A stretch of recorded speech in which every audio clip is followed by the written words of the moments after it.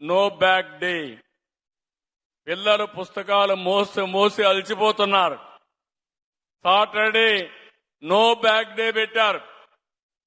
పుస్తకాలతోనే చదువు రాదు. వాళ్ళని ఎప్పటికప్పుడు మోటివేట్ చేయగలిగితే బ్రహ్మాండమైన ఫలితాలు వస్తాయి. ఇది కూడా ఒక వినూత్నమైన కార్యక్రమం.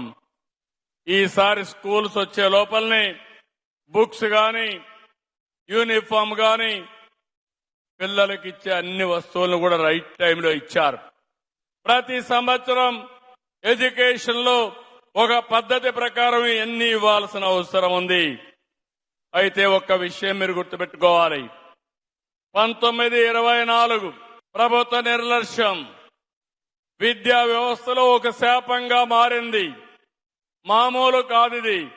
నేను ఈ విషయం మీకు గుర్తు చేయాల్సిన అవసరం ఉంది.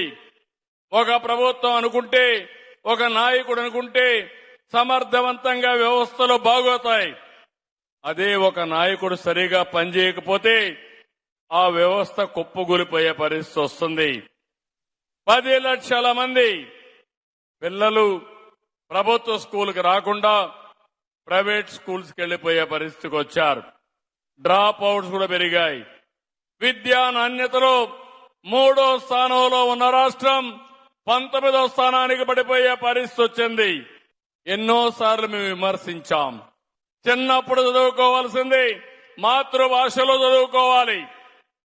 కానీ ఇంగ్లీష్ అని మాట్లాడారు. నేను ఇంగ్లీష్ స్కూల్లో చదువుకోవాలా. నేను చదువుకున్నది పల్లెటూరులో గవర్నమెంట్ స్కూల్లో చదువుకున్నాను. ఎంతో మంది తెలుగులో చదువుకొని ప్రపంచమంతా వెళ్లారు. బ్రహ్మాండంగా సంపాదిస్తున్నారు. ఎవరైనా మాట్లాడితే ఇంగ్లీష్ అని ఎగతాళి చేసి ప్రజలను రెచ్చగొట్టి లేనిపోని సమస్యలు తెచ్చారు. విద్యా వ్యవస్థని నాశనం చేశారని చెప్పి కూడా నేను మీకు తెలియజేస్తున్నా.